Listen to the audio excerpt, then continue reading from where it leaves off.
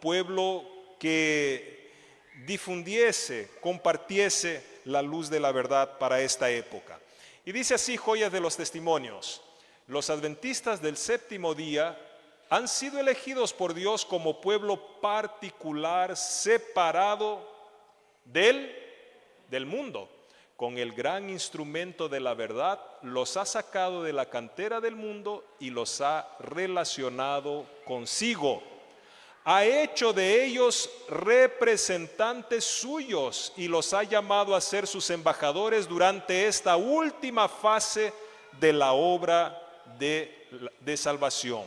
Les ha encargado que proclamen al mundo la mayor suma de verdad que se haya confiado alguna vez a seres mortales, las advertencias más solemnes y terribles que Dios haya enviado alguna vez a los hombres. Entonces, en este tiempo del fin, ¿quiénes fueron elegidos como pueblo de Dios? ¿Quiénes? Los adventistas del séptimo día. Este otro pasaje también lo confirma. Dios ha llamado a su iglesia en este tiempo como llamó al antiguo Israel, para que se destaque como luz en la tierra por la poderosa hacha de la verdad. Los mensajes de los ángeles primero, segundo y tercero la ha separado de las iglesias y del mundo para colocarla en sagrada proximidad a sí mismo. La ha hecho depositaria de su ley y le ha confiado las grandes verdades de la profecía para este tiempo. Como los santos oráculos confiados al antiguo Israel son un sagrado cometido que ha de ser comunicado al mundo. Entonces, la iglesia adventista del séptimo día fue elegida por Dios. Pero la elección, las promesas de Dios, los privilegios, siempre, en todas las épocas, han sido condicionales. Por lo tanto, vean cómo Dios trabaja con los individuos, con las naciones y con la iglesia. El Señor Jesús, presten bien atención, hermanos, este texto es importantísimo y solemne para nosotros mismos. El Señor Jesús siempre tendrá un pueblo escogido que le sirva. Cuando el pueblo judío rechazó a Cristo, el príncipe de la vida, Él les quitó el reino de Dios y lo dio a los gentiles. Dios continuará obrando en base a este principio con cada rama de su obra. Cuando una iglesia demuestra que es infiel a la palabra del Señor, cualquiera sea su posición, y por alta y sagrada que sea su vocación, el Señor ya no puede trabajar con ellos. Otros son entonces escogidos para llevar importantes responsabilidades. Pero si a su vez estos no purifican sus vidas de toda acción incorrecta, si no establecen principios puros y santos en todos sus límites, entonces dolorosamente el Señor los afligirá y humillará, y a menos que se arrepientan, los quitará de su lugar y hará de ellos un motivo de ignominia. Es así que siempre Dios trabajó. Nos llama o llama a su pueblo, llama a su iglesia, les da el privilegio, les da el santo cometido, pero de forma condicional. ¿No? Condicional. Eso se encuentra visto en diversos pasajes bíblicos, pero especialmente destaco el de 2 Corintios capítulo 6, a partir de ahí del versículo 14, dice: ¿qué compañerismo hay entre la luz y las tinieblas, ¿no? Entre el Señor y los demonios? Por eso allá dijo: apartaos, no toquéis nada inmundo, y yo os recibiré, y vosotros seréis hijos, y yo seré para vosotros Padre, ¿no? Entonces siempre la elección fue condicional. ¿Y qué pasó entonces? Infelizmente, con la iglesia llamada por Dios para ser su especial tesoro. Miren, menos de 40 años después del surgimiento del gran movimiento adventista, la sierva del Señor dijo: me lleno de tristeza cuando pienso en nuestra condición como pueblo. El Señor no nos ha cerrado el cielo, pero nuestra propia conducta de permanente apostasía nos ha separado de Dios. El orgullo, la codicia y el amor al mundo han vivido en el corazón sin temor a la expulsión o a la condenación. Pecados dolorosos cometidos con presunción se manifiestan entre nosotros. Y sin embargo, la opinión general es que la iglesia está floreciendo y que existe paz y prosperidad espiritual en todos sus términos. La iglesia ha dejado de seguir en pos de Cristo, su líder, y está volviéndose firmemente hacia Egipto. Sin embargo, pocos están alarmados o sorprendidos por su falta de poder espiritual. La duda y hasta el descreimiento de los testimonios del Espíritu de Dios están leudando nuestras iglesias por doquiera. Satanás quiere que esto ocurra así. Entonces la sierva del Señor empezó a dar advertencias duras, porque el pueblo ya se estaba desviando de aquellas verdades que habían hecho de ellos el pueblo escogido. Otro punto que dice la inspiración: al conformarse la iglesia a las costumbres del mundo, se vuelve como mundana. Pero esa conformidad no convierte jamás al mundo a Cristo. A medida que uno se familiariza con el pecado, este aparece inevitablemente menos repulsivo. Hay algunos que piensan así: no, bueno, vamos a aligerar, está muy dura la carga, vamos a aligerar un poco los principios, ¿no? Para ganar más almas. La iglesia no crece porque está muy duros sus principios. Pero ¿qué pasa cuando se relajan los principios? ¿El mundo se convierte el mundo se convierte a la iglesia o la iglesia se convierte al mundo? Ahí está, ¿no? Entonces, debido a esta situación, miren lo que la sierva del Señor dijo en 1888.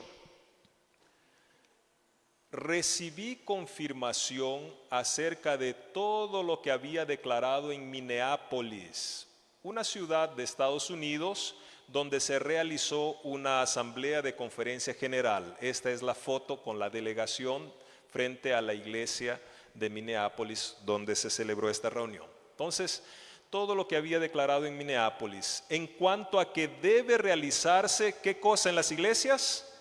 Una reforma. Deben producirse reformas, porque ha habido debilidad y ceguera espirituales en el pueblo que fue bendecido con gran luz y preciosas oportunidades y privilegios. Y ahora viene algo muy importante. Como reformadores, habían salido de las iglesias denominacionales. O sea, el pueblo adventista salió de ¿cuáles iglesias denominacionales? Bautista, metodista, ¿no? Presbiteriana. ¿Cómo? Budistas ya eran más orientales, ¿no? Pero de esas iglesias denominacionales que en otro tiempo, en el tiempo de la gran reforma de la Edad Media liderada por Lutero, fueron ellos el pueblo de Dios. Pero en estos últimos días o en el tiempo del fin, la iglesia adventista había salido de esas iglesias denominacionales como reformadores. Pero el pueblo adventista ahora juegan un papel semejante al que habían desempeñado esas iglesias. Esperábamos que no habría necesidad de otra salida. aunque procuraremos mantener la unidad del Espíritu en el vínculo de la paz, con la pluma y la voz no cesaremos de protestar contra el fanatismo. Entonces la hermana White muestra que esperaba que la iglesia adventista fuese la última, que no habría necesidad de otra salida, pero con las condiciones que se estaban dando dentro de la iglesia, ella dijo, infelizmente, nuestra iglesia está desempeñando el mismo papel de las iglesias denominacionales de donde salimos como reformadores. Esperábamos que no habría necesidad de otra salida. Implícitamente, ¿qué está diciendo ella? Hay necesidad de una nueva salida. Y así, vez tras vez, la sierva del Señor empieza a enviar mensajes de exhortación de aquellos que se jactan de su luz y sin embargo no andan en ella. Cristo dice, por tanto os digo que en el día del juicio será más tolerable el castigo para Tiro y Sidón que para vosotras. Y tú, Capernaum, adventistas del séptimo día, que han tenido gran luz, que eres levantada hasta el cielo, en materia de privilegios, hasta el Hades serás abatida. Eso fue en 1893. También en este año dijo, es una solemne declaración la que hago a la iglesia, de que ni uno de cada 20 de aquellos cuyos nombres están registrados en los libros de la iglesia se haya preparado para terminar su historia terrenal, y que estaría tan ciertamente sin Dios y sin esperanza en el mundo como el pecador común. Profesan servir a Dios, pero están sirviendo fervientemente a Mamón.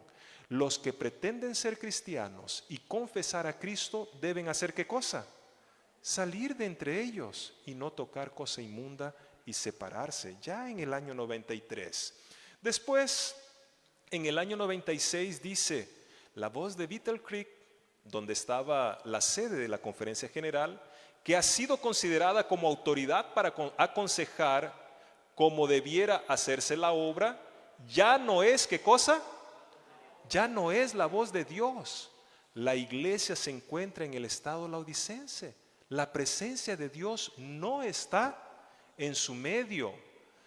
En 1901 dijo, el hecho de que estos hombres debieran estar en un sitial sagrado como si fueran la voz de Dios al pueblo, como creíamos que la asociación general lo era, es un asunto del pasado.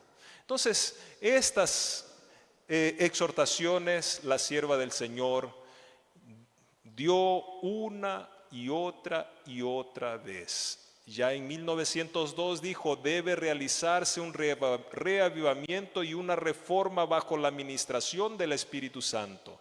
La reforma significa una reorganización, un cambio en las ideas y las teorías, en los hábitos y en las prácticas.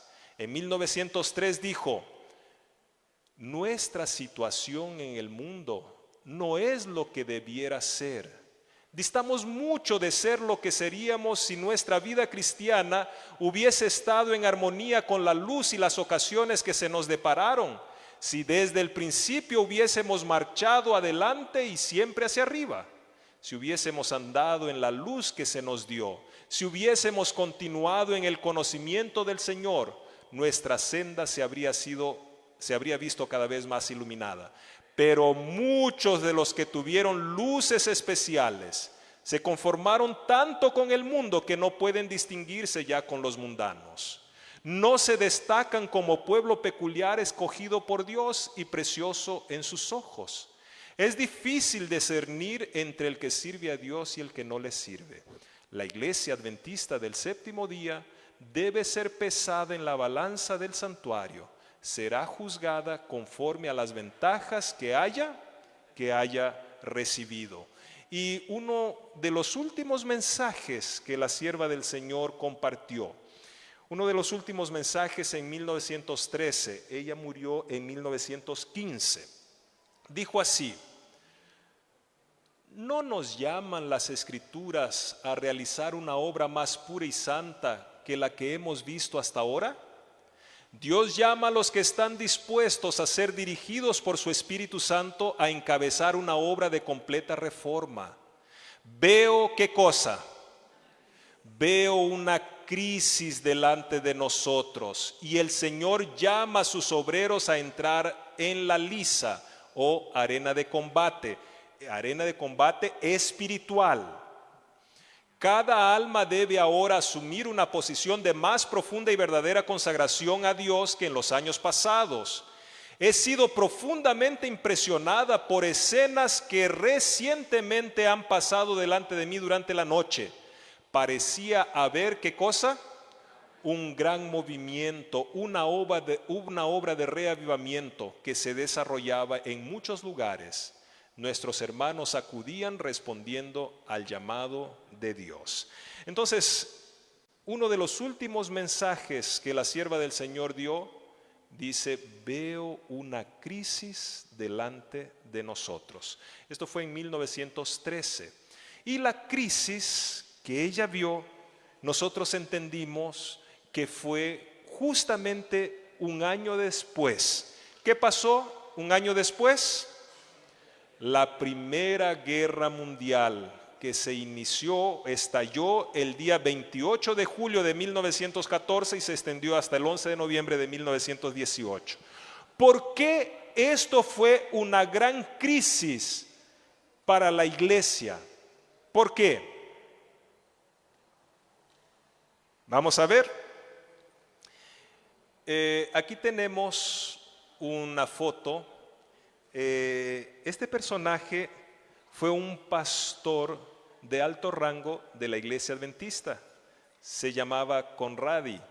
Él fue vicepresidente de la Conferencia General y por ocasión de la Segunda Guerra Mundial, él era el presidente de la División Europea.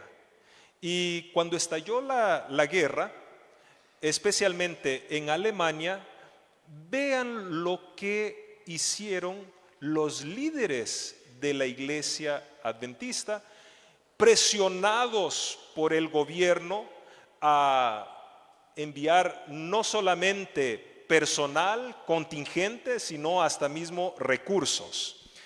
Este pastor Enoch de Olivera, escribiendo en un libro como historiador, dice así, es un pastor adventista: actuando con sorprendente independencia, 3 destacados líderes en Alemania, Conradi, que era el presidente de la división, Schubert, que era presidente de la Unión Oriental, si no me equivoco, de Alemania, y Dringhas, entregaron a las autoridades un documento que anunciaba la disposición de los adventistas a participar como combatientes en el conflicto armado.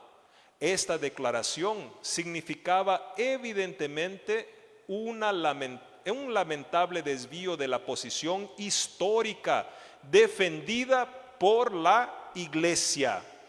Ya habían pasado otras guerras, especialmente en Estados Unidos, la guerra de secesión en los años 1860.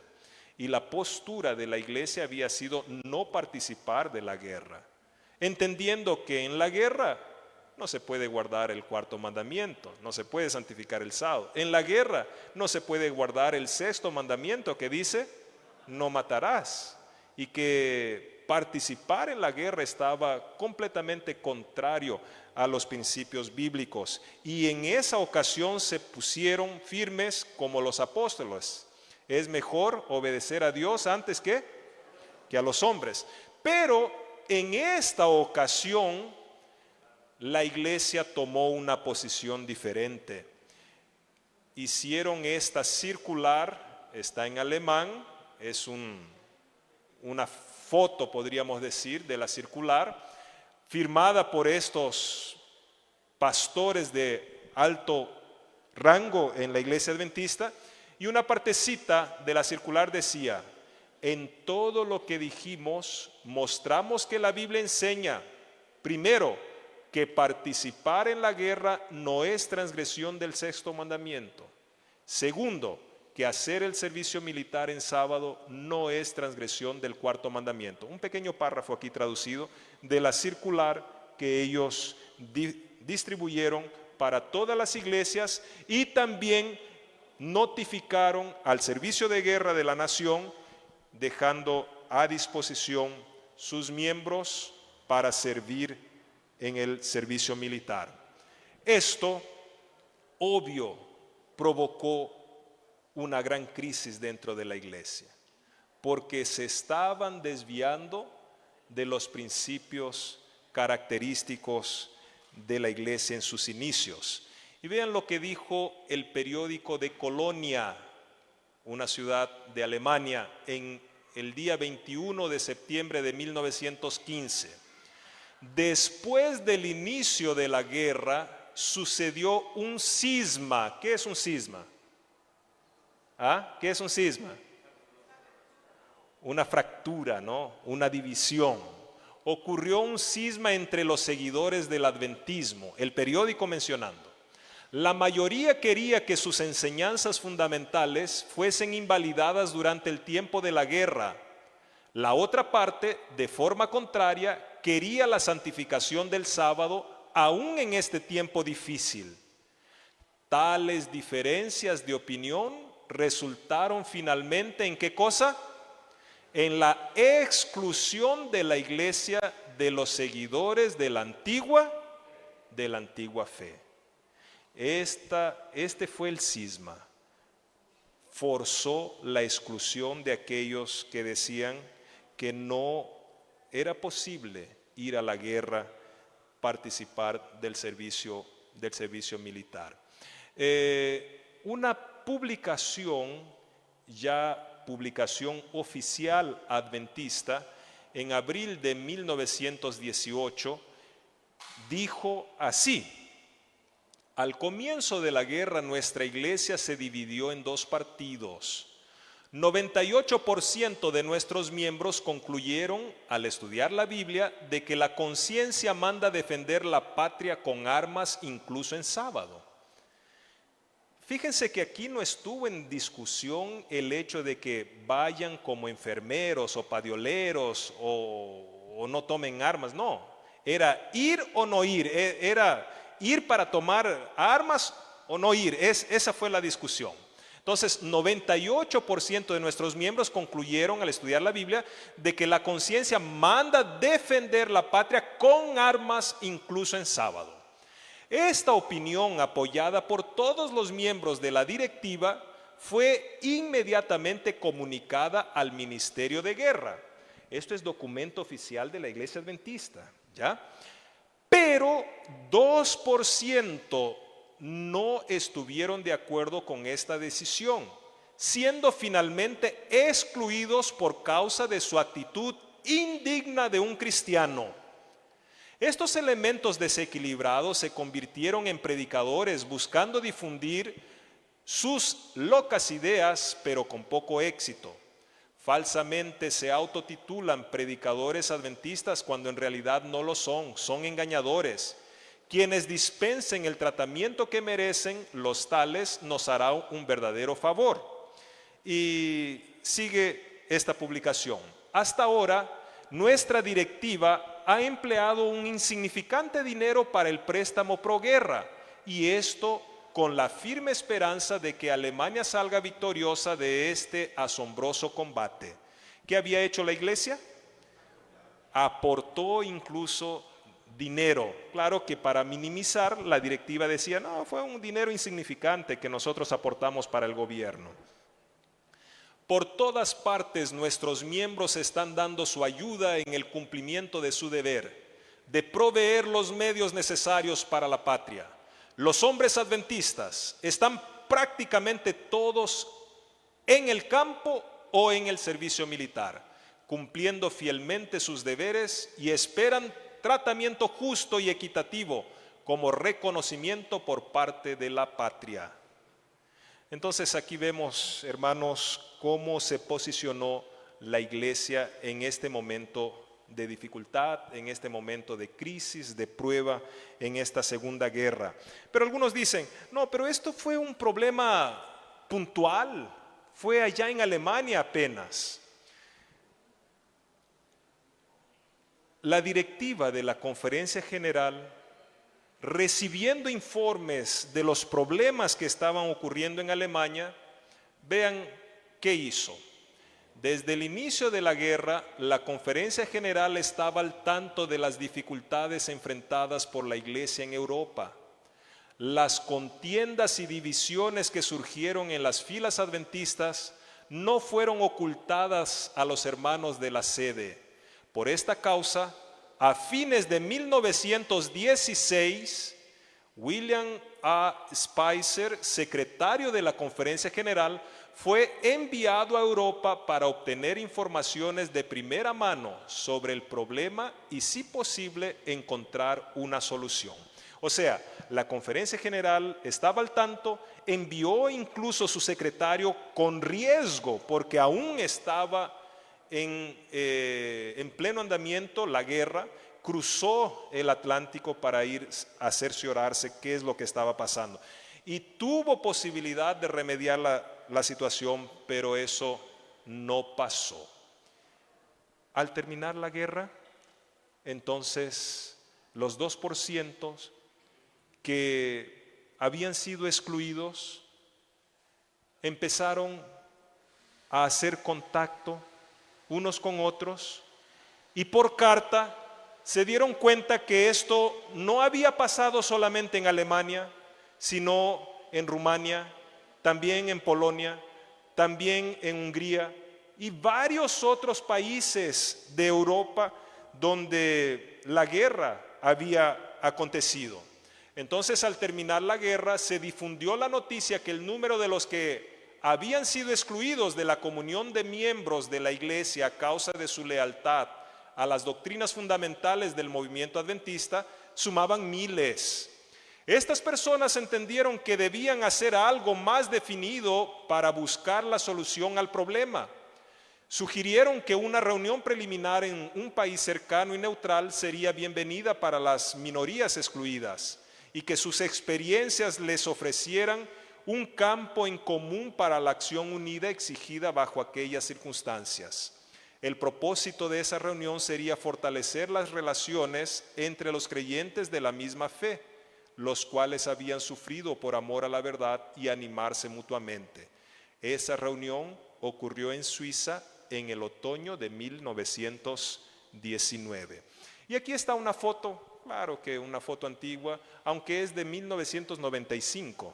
Es el hermano Carlos Sass y esta hermana llamada Cons Rosa Lambro. ¿Quién era esta hermana? Esta hermana era una muy íntima amiga de la mamá del hermano Carlos Sass. Y para el año 95 ella estaba viva, pero ella fue una de las que fueron excluidas de la iglesia en 1914, junto con la mamá del pastor Carlos Sass. Entonces el pastor Carlos Sass en esta ocasión se sacó una foto con ella, una de las últimas que habían sido excluidas en aquella ocasión por no estar de acuerdo con ir a la guerra y transgredir el cuarto y el sexto mandamiento. Muy bien, los 2% se unen y 16 representantes de diferentes lugares participaron en aquel histórico encuentro. No había la intención de fundar otra iglesia, sino más bien trazar un plan conjunto para representar su situación a la directiva mundial de la Iglesia Adventista. Grande era la esperanza de reconciliación. ¿Querían formar una nueva iglesia? ¿Querían hacer un nuevo movimiento? No. La esperanza de ellos era hablar con la directiva, que la iglesia reconozca su error y así todo se solucione.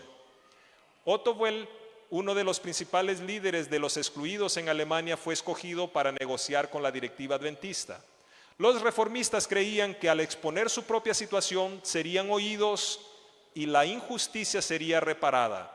La preparación para este diálogo los llevó al siguiente encuentro realizado en la escuela misionera de Friedrichshain, Alemania, el año siguiente. Entonces, el hermano Otto Well logró convencer a la directiva de la Conferencia General de los Adventistas a sostener una reunión y que los escuchasen exponiendo sus razones. Y así marcaron ese encuentro que ocurrió los días 21 al 23 de julio de 1920 en Friedrichshain, Alemania, donde existía una escuela misionera de los adventistas. Allí estuvieron 4 representantes de la Conferencia General, incluyendo el presidente Arthur Daniels, quien dirigió las reuniones. Estaba el secretario y otros más, estaba también Conradi y más de 50 representantes de las uniones y asociaciones ahí de Europa y 16 representantes de los excluidos, ¿ya? Esos representantes aquí están en esta foto.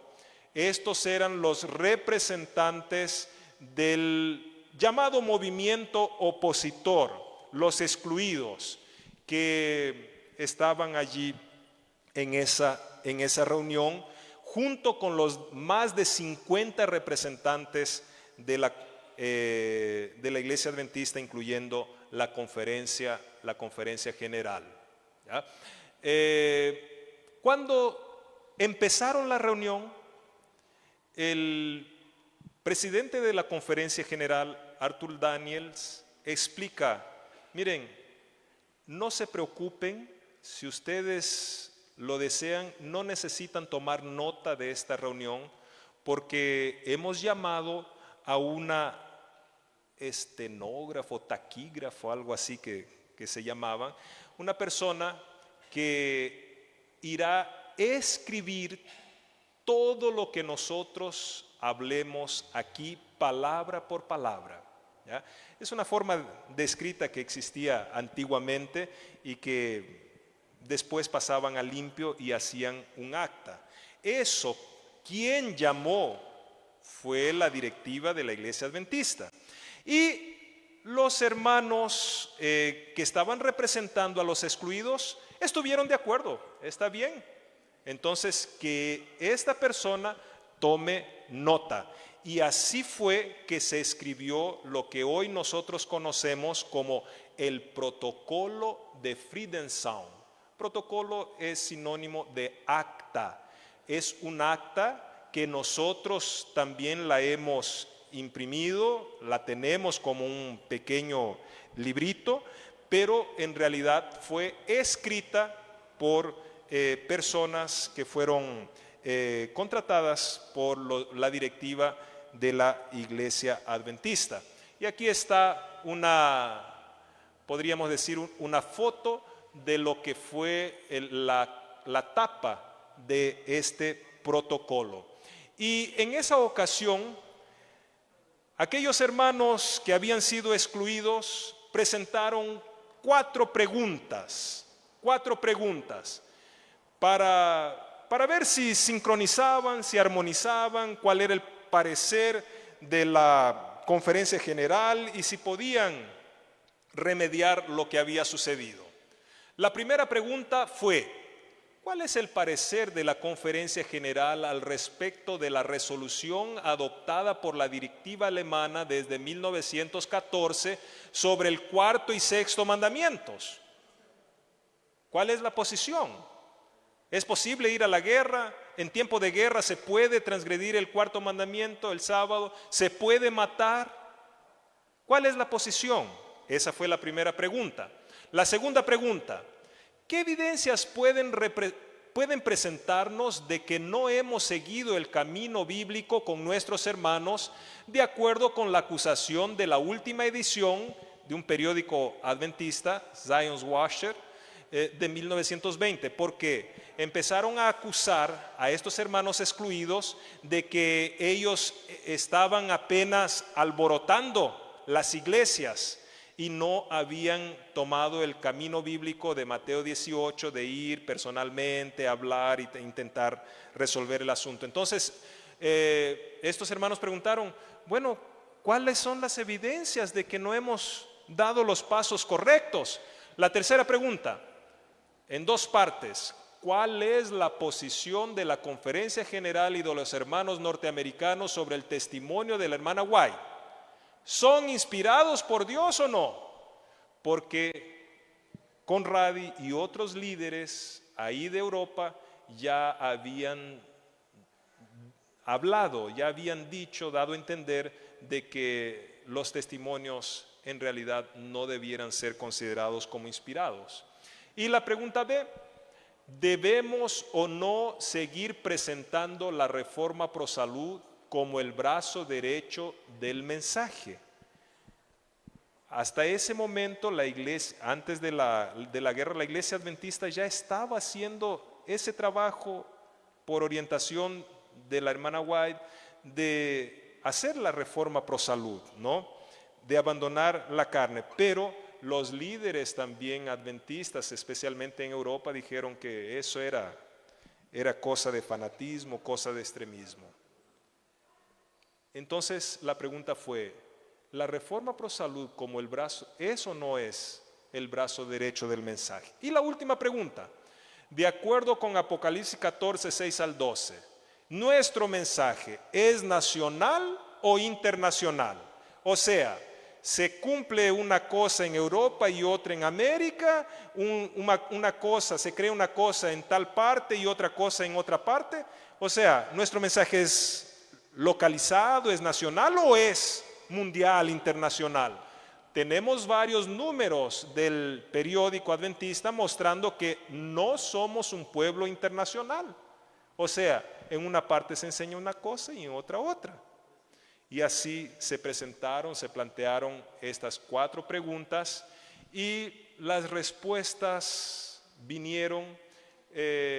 Para quien desea después puede leer el protocolo, está a disposición de ustedes para ver cuál fue la respuesta. Pero en resumen dice así, palabras del presidente de la Conferencia General de aquel entonces. Creemos que los puntos de vista que vosotros defendéis son totalmente, ¿qué cosa? Erróneos. Creemos tanto en el 4º mandamiento como hasta aquí. Sin embargo, no estamos en condiciones de apoyar vuestra interpretación referente a este. ¿Qué interpretación? La interpretación de que debemos ser fieles a los mandamientos en tiempo de paz y en tiempo de guerra. Que la fidelidad a Dios no depende de las circunstancias. La fidelidad a Dios es en todo y cualquier lugar, en todo y cualquier tiempo. Entonces el presidente dice, no, nosotros no podemos apoyar esa interpretación. Veis que en la interpretación de los mandamientos hay muchas cosas y debemos tener la libertad de leer y entender los mandamientos sin estar sujetos a la interpretación de cualquier organización pequeña. O sea, minimizó, menospreció la posición de estos representantes de los excluidos y finalizó la reunión sin aceptar la propuesta de reconocimiento de falla o de reconciliación. Entonces, las tentativas de reconciliación oficiales ocurrieron aquí del 21 al 23 de julio de 1920 y también del 11 al 31 de mayo de 1922, cuando ocurrió una asamblea de la Conferencia General en San Francisco, Estados Unidos. Fueron enviados representantes y al inicio, al medio, al fin de esta asamblea fue pedido para que le diesen lugar a estos representantes de los excluidos para que hablasen a toda la delegación mundial. Pero la respuesta fue, allí tuvieron contacto personal con el pastor Daniels y pidieron audiencia ante la delegación. La respuesta fue, no podemos permitir que cuestiones como estas sean presentadas ante la delegación. Y fue cerrada las puertas para una reconciliación. Y obvio que la reconciliación solo podría ocurrir si hubiese un reconocimiento de error por parte de la iglesia. De esa manera, entonces, no le quedó otra que el movimiento de reforma, o sea, los excluidos, se organizasen. Aquí son algunas fotos para que ustedes puedan ver que no era apenas un puñadito de gente, eran varios, eran muchos. Por ejemplo, aquí en 1921 fueron los representantes. Aquí está en 1921, aquí el nombre de algunos. Aquí, por ejemplo, en 1922, miren la cantidad de personas que estaban del lado de aquellos que habían sido excluidos. Entonces, les entristeció mucho el desprecio que la Iglesia Adventista hizo para con los reclamos que presentaron. Y finalmente, en el día 6 de marzo de 1924, el que había sido en 1916 el secretario de la Conferencia General y que fue a ver la situación de la guerra en persona allí en Europa, luego él fue electo como presidente de la Conferencia General de los Adventistas. Y en 1924 publica esta declaración sobre la posición de la Iglesia frente a la guerra, declarando su nueva posición sobre sus miembros y la guerra, o sea, libertad de conciencia. Ir a la guerra no hay ningún problema. En tiempo de guerra es necesario atender a los llamados de la patria. Eso no es ningún quebrantamiento de la ley de Dios. En vista de eso, entonces, con esta nueva posición de la Iglesia Adventista, los hermanos excluidos vieron que ya no quedaba otra sino que seguir un camino de forma separada con la Iglesia Adventista. Fue así que en 1925 los hermanos excluidos se organizaron oficialmente. Se reunieron en la ciudad de Gotha, Alemania, del 14 al 20 de julio de 1925. ¿Ya?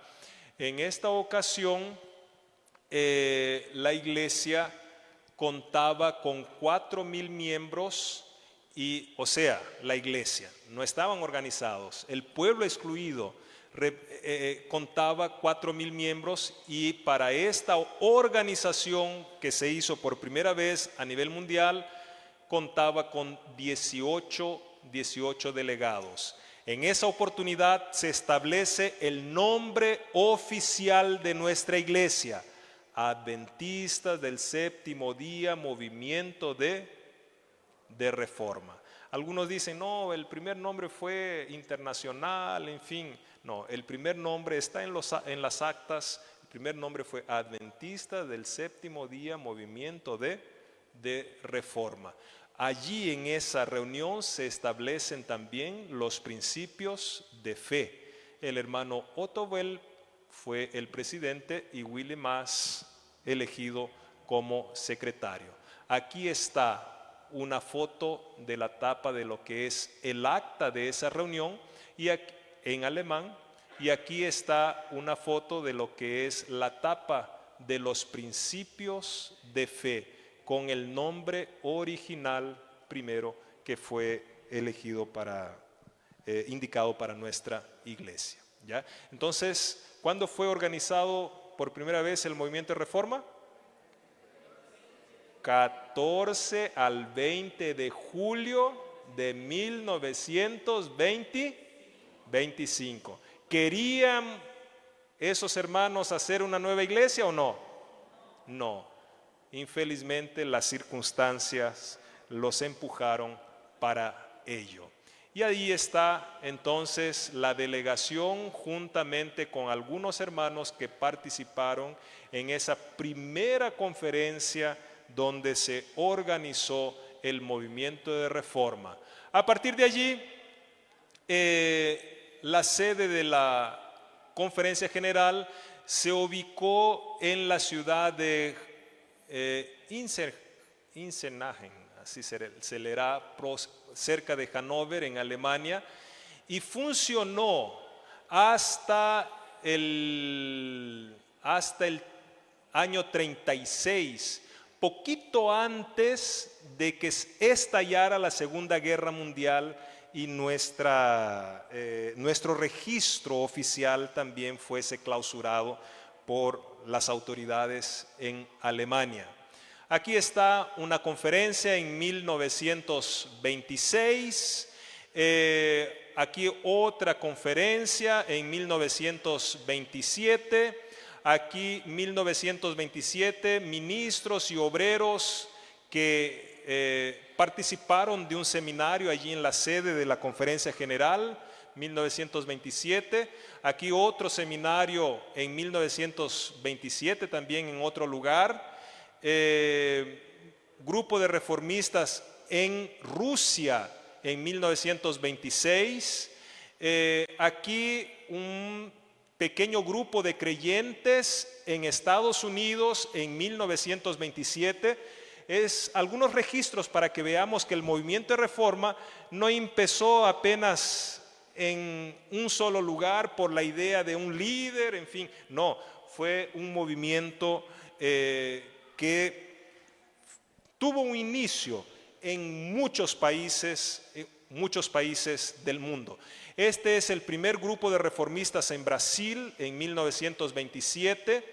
En 1928, la segunda asamblea de la Conferencia General, en la primera teníamos 4,000 miembros, en la segunda ya sumaban 7,000. Había un expresivo crecimiento. Este fue uno de los primeros relatorios o informes de la misión brasilera, informando en 1928 que aquí habían 42 miembros en el Brasil, en 1928. Hoy, por la gracia de Dios, Brasil tiene casi 11,000 miembros. Aquí foto de otra conferencia en 1928, Brasil. Aquí en Alemania, la tercera asamblea de la Conferencia General en 1931, seminario para obreros bíblicos y pastores en 1932, la cuarta asamblea en 1934, esta fue realizada en Budapest, Hungría, y de allí ya no se pudo realizar asambleas de Conferencia General por un buen tiempo, porque luego estalló ya los movimientos de la Segunda Guerra Mundial. En 1934, miren, uno de los primeros grupos reformistas en el Perú, ¿ya? En Austria, 1934. Y sobre la Segunda Guerra Mundial, quiero ir ya concluyendo, presentando la historia de estos personajes, mártires reformistas en Polonia. Entre otros, estos 3 jóvenes entregaron sus vidas porque decidieron obedecer a Dios más que a los hombres. De la izquierda hacia la derecha, Günther Pitz, ¿cuántos años? 18 años, muerto en 1943. Salomón Sadowski, 24 años, ejecutado en 1939. Víctor Pacha, 28 años, muerto en 1943. ¿Por qué? Porque decidieron ser fieles a su fe. Pero si ellos hubiesen permanecido en la iglesia adventista, ¿qué hubiese pasado? No tuvieran problemas, porque allí se daba la libertad. Otro grupo de mártires, estos de Hungría, de izquierda para derecha, Bertalan Todt, y aquí van los nombres así medio raros, ¿no? Estos fueron algunos de nuestros hermanos húngaros que murieron como héroes de la fe durante la Segunda Guerra Mundial. Murieron por ser fieles a Dios. Estos son de Rumania, hermanos que fueron ferozmente perseguidos, injustamente condenados y cruelmente torturados en prisiones y campos de concentración por causa de sus convicciones religiosas. Estos hermanos guardaron una conciencia libre perante Dios y los hombres. Algunos murieron, otros padecieron torturas y largos años de prisión. Incluso la historia del hermano Brian Jackson que conté hace poco, si no me equivoco, él no tenía este dedo. ¿Y por qué? Porque en su juventud él también corría el riesgo de ser convocado para la guerra. Entonces, ¿qué hicieron para no ser convocado? Se deceparon el dedo para no poder apretar el gatillo, ¿no? Y así conocimos otros hermanos, los hermanos Ignatov en Uruguay, de la misma manera, ¿no? Entonces, mártires que sufrieron para no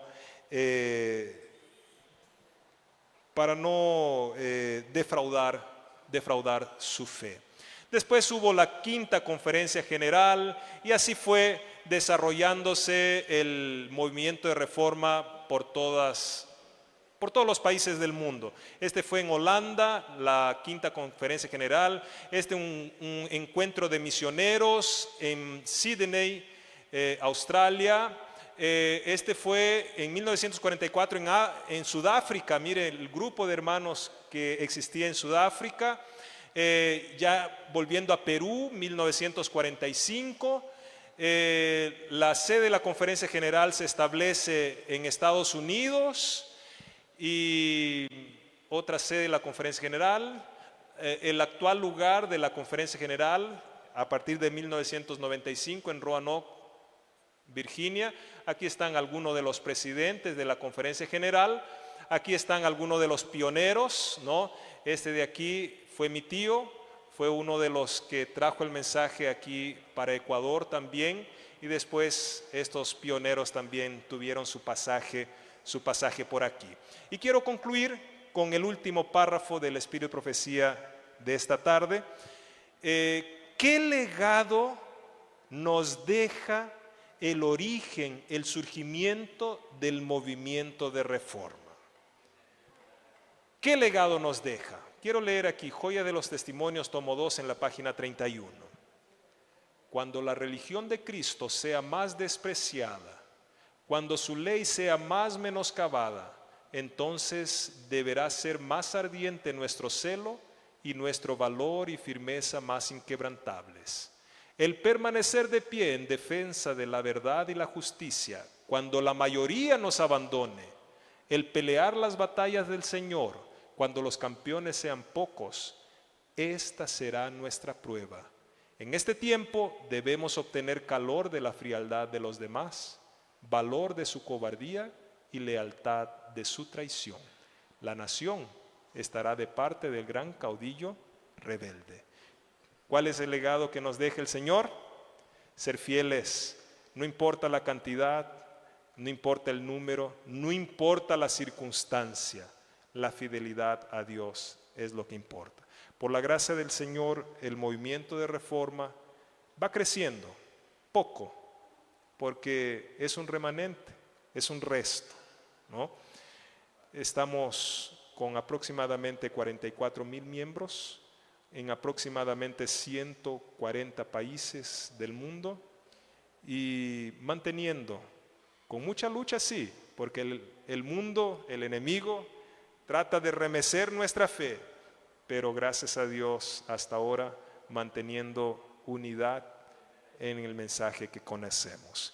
Que Dios nos ayude para que nosotros aquí en América Latina, aquí en este país tan precioso, en tiempos de paz como estamos, podamos ser fieles y aun cuando vengan las pruebas, mantengamos nuestra fidelidad. A veces, por mínimas pruebas, a veces por un trabajo, a veces por una universidad, a veces por un chico o una chica bonita, nosotros abrimos mano de nuestra fe. Recordemos a estos jóvenes, 18, 24 años, prefirieron hacer ¿qué cosa? Entregar sus vidas, morir, pero no defraudar a su maestro. Para ellos está guardada la corona de vida. Y para todos aquellos que sean fiel y amen la venida de nuestro Señor, que podamos mantener este legado en nuestra experiencia diaria, es mi deseo, oración. Amén.